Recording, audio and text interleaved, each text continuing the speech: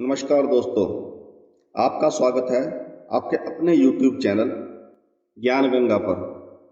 दोस्तों, हमारे जीवन में समय का पहिया चलता रहता है और कई बार ऐसा समय आता है कि हमें किसी दूसरे की मदद की बहुत आवश्यकता होती है।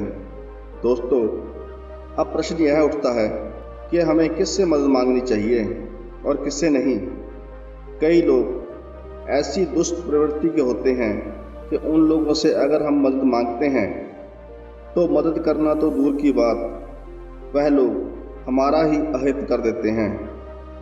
बुद्धिमान और ज्ञानी लोगों ने ऐसे 4 प्रकार के लोगों के बारे में बताया है जिनसे हमें कभी भी मदद नहीं मांगनी चाहिए। हमारी आज की कहानी इसी के बारे में है। दोस्तों, अगर आप हमारे चैनल पर नए हैं और आपने अभी तक हमारे चैनल को सब्सक्राइब नहीं किया है तो जल्दी से हमारे चैनल को सब्सक्राइब कर लें ताकि हमारी सभी ज्ञानवर्धक और प्रेरणादायक कहानियाँ आप तक पहुँचती रहें। तो चलिए शुरू करते हैं आज की कहानी। एक समय की बात है कि एक बार भयानक सूखा पड़ा। बारिश के मौसम में एक भी बूंद बारिश नहीं हुई। सूखा इतना भयानक था कि मनुष्यों के साथ साथ जंगल में रहने वाले जानवरों और पशु पक्षियों के लिए भी अपना खाना जुटाना बहुत मुश्किल हो गया। वहाँ के लोग दूसरे राज्यों की ओर जाने लगे। उस जंगल के जीव जंतु और पशु पक्षी जंगल को छोड़कर दूसरी जगह जाने लगे थे। जो वहाँ रहे वह सब भूख से मरने लगे। दोस्तों, उसी जंगल में एक कौवे का जोड़ा रहता था। वह कौवे का जोड़ा एक वृक्ष की सूखी डाल पर बैठा हुआ था। जो कौवे की पत्नी या मादा कौवा थी वह बहुत भूखी थी क्योंकि कई दिनों से उन्हें कुछ भी खाने को नहीं मिला था। वह मादा कौवा पेड़ की डाल पर बैठी हुई इधर उधर देख रही थी। उसे उम्मीद थी कि शायद कहीं कुछ खाने को मिल जाए। उसके बाद क्या होता है, एक लोमड़ी एक मांस का टुकड़ा लेकर उसी पेड़ के नीचे आ जाती है। कौवे ने जब यह सब देखा तो उसके मुंह में पानी आ गया। वह कौवी लोमड़ी से कहने लगी कि लोमड़ी बहन, मैं 3 दिन से भूखी हूँ।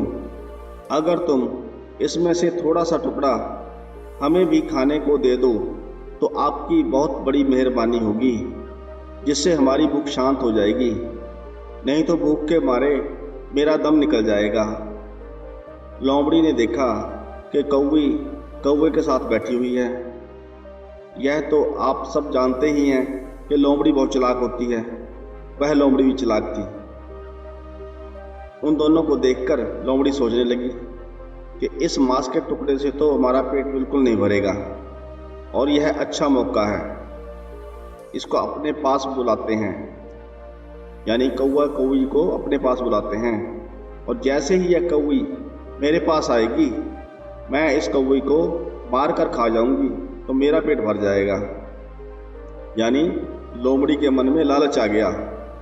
अब वह मांस के टुकड़े के साथ साथ कौवे और कौवी को भी खाने का सोचने लगी।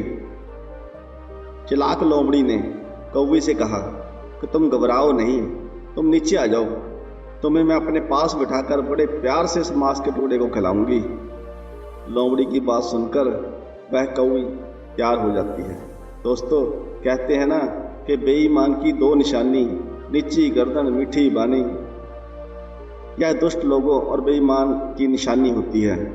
बेईमान लोगों की वाणी हमेशा मीठी होती है, जिसके कारण सामने वाले को कभी ऐसा एहसास भी नहीं होता कि यह हमारे साथ कुछ गलत करने वाला है। इसलिए उनकी वाणी बहुत मीठी होती है और गर्दन हमेशा नीची रहेगी। आप उसे अपना सबसे सच्चा हमदर्द समझने की गलती करने लगते हैं। आपको लगने लगता है कि इससे अच्छा तो कोई हो ही नहीं सकता। वह लोमड़ी उनसे बहुत ही प्यार भरी बातें करती है और कहती है कि तुम नीचे आ जाओ, हम तीनों बैठकर बड़े प्यार से भोजन करेंगे। जब वह कौवी लोमड़ी के पास जाने लगती है तो कौवा उसे रोक देता है। कौवा उससे कहता है, तुम कहाँ जा रही हो? क्या तुम पागल हो गई हो? यह लोमड़ी हमारी और तुम्हारी दुश्मन है। यह शिकारी लोमड़ी है। अगर तुम नीचे गई तो यह इस मांस के छोटे से टुकड़े को छोड़ देगी और पहले तुम्हें मारकर खा जाएगी। कौवा कहता है कि ऐसे लोगों पर विश्वास नहीं किया जा सकता। इनकी प्रवृत्ति ही ऐसी होती है। यह पहले सामने वाले को लोभ देते हैं, उनको अपने जाल में फंसा लेते हैं और फिर उसके बाद उसी को खा जाते हैं। इसलिए हम भूखे मर जाएंगे लेकिन इसके पास नहीं जाएंगे। कौवी कहती है कि नहीं, ऐसा नहीं है। यह हमारी मदद करना चाहती है। मैं जाऊंगी जरूर। यह हमारे साथ ऐसा कुछ नहीं करेगी। कौवा फिर उसे समझाता है कि तुम मेरी बात ध्यान से समझो, इसके पास मत जाओ, नहीं तो यह लोमड़ी तुम्हें मारकर खा जाएगी। कौवी फिर भी कौवे की बात को नहीं समझती। कौवा फिर उससे कहता है कि तुम ऐसे नहीं समझोगी। मैं तुम्हें एक छोटी सी कहानी सुनाता हूँ, जिसे सुनकर तुम समझ जाओगी। दोस्तों, कौवी वहीं रुक जाती है और लोमड़ी के पास ना जाकर कौवे की बात सुनने लगती है। अब कौवा उससे कहता है कि कुछ समय पहले की बात है। इस जंगल में एक बरगद का पेड़ था और उस बरगद के पेड़ के एक खोल में एक तोता और तोती रहते थे। यानी बरगद के एक खोल में तोता तोती का एक जोड़ा रहता था और बरगद के नीचे एक बिल में एक सांप रहता था। उधर खोल में तोती जो अंडे दिया करती थी, वह सांप उन अंडों को खा लिया करता था। जब भी तोता तोती भोजन की तलाश में जाते थे और उनके अंडे अकेले रह जाते थे, तो सांप अपने बिल से बाहर निकलकर उनके अंडों को खा जाया करता था। कभी कभी तो बच्चे भी अंडों से निकल आते थे, तो वह सांप उनके बच्चों को भी खा जाया करता था। यह देखकर तोती बड़ी दुखी होती थी, बहुत परेशान होती थी। उसके साथ ऐसा कई बार हो चुका था। आज भी उसके अंडे सांप ने खाए थे, इसलिए वह बहुत दुखी थी और वह बैठी बैठी रो रही थी और इसी कारण से वह तोता भी बहुत उदास था। तभी थोड़ी देर बाद उस बरगद की एक डाल पर एक जल कौवा आकर बैठ जाता है। जल कौवे ने देखा कि तोती रो रही है। उसको देखकर जल कौवे ने उस तोती से पूछा कि तुम क्यों रो रही हो।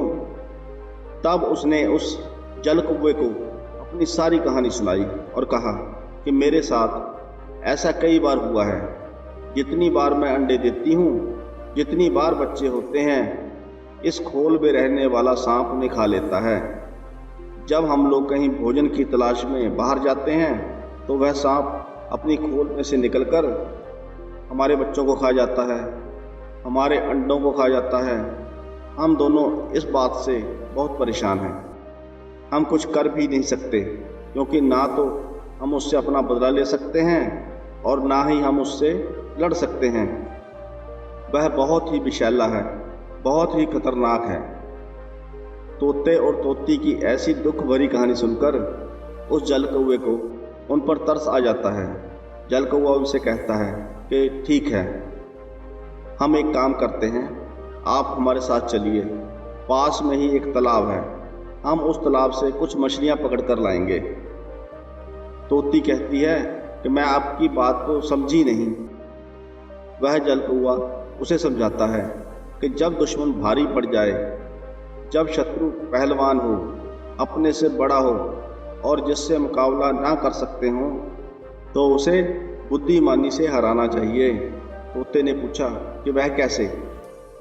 तब जल कौवा कहता है कि हम पास के तालाब से मछलियां पकड़ कर लाएंगे और यहाँ से थोड़ी दूरी पर ही एक नेवले का बिल है। हम नेवले के बिल के दरवाजे के पास एक मछली रख देंगे। थोड़ी थोड़ी दूर पर एक एक मछली रखते जाएंगे और आखिरी मछली हम सांप के खोल के द्वार पर रख देंगे। जब नेवला अपने बिल से बाहर निकलेगा, तब वह मछलियों को खाता हुआ सांप के बिल तक आ पहुंचेगा और वह उस बिल में सर्प को देखेगा तो सर्प को मार देगा और तुम्हारा दुश्मन खत्म हो जाएगा। दोस्तों, उन दोनों ने जब जल कौवा की ऐसी बातें सुनी तो उन्हें भरोसा हो गया। वह दोनों तोता तोती जल कौवा के साथ जाते हैं। तालाब से मछलियां पकड़कर तीनों ने सबसे पहले नेवले के बिल के द्वार पर एक मछली रखी। उसके बाद वह फिर गए और मछली पकड़ कर लाए। थोड़ी दूर पर एक और मछली रखी और इसी तरह से वह एक एक मछली रखते हुए सांप के बिल तक आ जाते हैं। एक मछली सांप के बिल के दरवाजे पर रख देते हैं और पेड़ पर बैठ जाते हैं। अब जल कौवा तोता तोती से कहने लगा कि अब तुम इंतजार करो, अब थोड़ी देर प्रतीक्षा करो, फिर देखिए कि क्या होता है। अब थोड़ी देर बाद जब नेवला उस बिल से बाहर निकलता है तो उसने बिल के दरवाजे पर एक मछली पड़ी हुई देखी तो वह भगवान को धन्यवाद देने लगा और कहने लगा कि प्रभु, आज तो आप बहुत मेहरबान हैं, जो भोजन चलकर स्वयं मेरे घर पर ही आ गया। उस मछली को नेवला खा लेता है। उसके बाद उसको थोड़ी दूर पर एक और मछली पड़ी हुई दिखाई देती है तो वह जाकर उस मछली को भी खा लेता है। फिर देखता है कि एक मछली और आगे पड़ी हुई है, वह उसे भी खा लेता है। ऐसे ही करते करते उसको एक एक मछली मिलती गई और वह खाता गया और वह मछलियों को खाते खाते वहीं पर आ गया जहाँ पर वह सांप रहता था। उसके दरवाजे पर जो आखिरी मछली पड़ी थी वह उस नेवले ने खाई और फिर वह सोचने लगा, इसका कारण क्या है कि एक एक मछली हमें मिलती गई और हम खाते गए और हम यहाँ तक आ गए। अब इस बिल को देखकर लगता है कि यह किसी का घर है। पता नहीं किसी ने हमारे साथ कोई चाल तो नहीं चली। चलो बिल के बाहर इंतजार करते हैं। अब वह नेवला उस सांप के खोल के द्वार पर बैठकर इंतजार करने लगता है। वह सोचता है अगर कोई इस बिल में रहता होगा तो थोड़ी देर तक जरूर बाहर निकलेगा। थोड़ा इंतजार करने के बाद जब सांप बिल के बाहर आता है और नेवला उस सांप को देखता है तो वह उसे देखकर समझ जाता है कि यह इसकी चाल है। यह तो आप सब जानते ही हैं कि नेवले और सांप की दुश्मनी होती है। अब नेवला सांप से लड़ने लगता है। अंत में नेवला उस सांप को मार देता है और जीत जाता है। सांप को मरे हुए देखकर वह तोती बहुत प्रसन्न होती है और वह तोती उसी वृक्ष की डाल से जल कौवा को आवाज़ देकर धन्यवाद कहती है और कहती है कि इस सांप की वजह से हम बहुत परेशान थे। आपने हमारे दुश्मन को मार दिया, आपका मैं बार बार धन्यवाद करती हूँ। उधर नेवला पेड़ के ऊपर देखता है कि तोता तोती का एक जोड़ा बैठा हुआ है और वह यह देखकर समझ गया कि यह जाल तुम्हारा ही बुना हुआ है। तब तोती उसे सारी कहानी सुनाती है। उसके बाद वह नेवला तोती से कहता है कि क्या तुम ऊपर से ही धन्यवाद देती रहोगी या नीचे आकर धन्यवाद दोगी। उसके बाद नेवले की बात सुनकर वह तोती पेड़ से नीचे आती है और उस नेवले के पास जाकर बैठ जाती है। तब नेवला उस तोती को भी मार देता है और उसे खा जाता है। अब तोता पेड़ पर बैठा हुआ सोचने लगा कि एक दुश्मन से हम जीत नहीं पाए और हम दूसरे दुश्मन के चंगुल में फंस गए। दोस्तों, यही बात समझाता हुआ कौवा कौवी से कहता है कि वे तोता तोती एक दुश्मन के चंगुल से बच गए और दूसरे दुश्मन के चंगुल में फंस गए और वह तोती मर जाती है क्योंकि उसने नेवले पर भरोसा कर लिया था।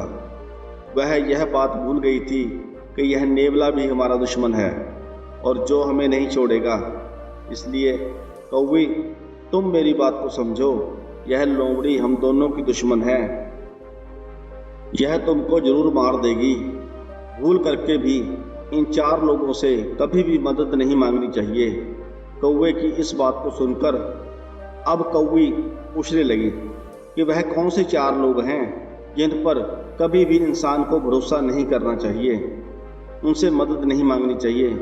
तब कौवा समझाता है, पहला है जन्मजात दुश्मन या दुश्मन।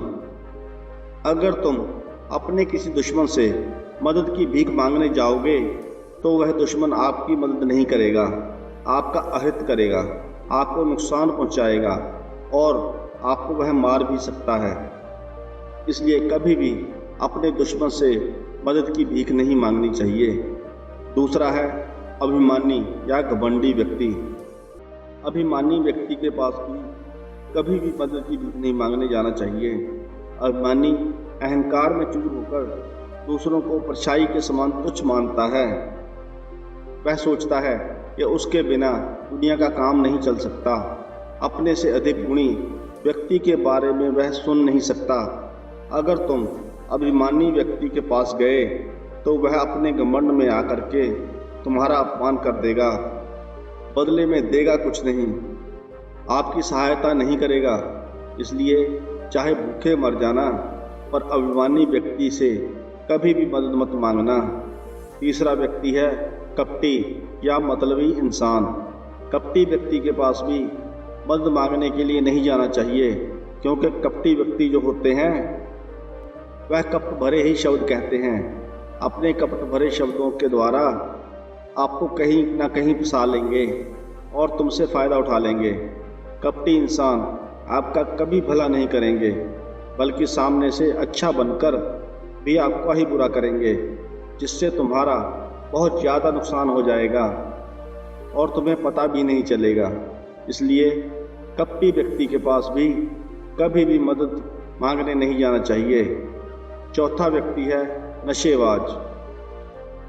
नशेबाज व्यक्ति के पास भी कभी भी मदद की भीख नहीं मांगनी चाहिए।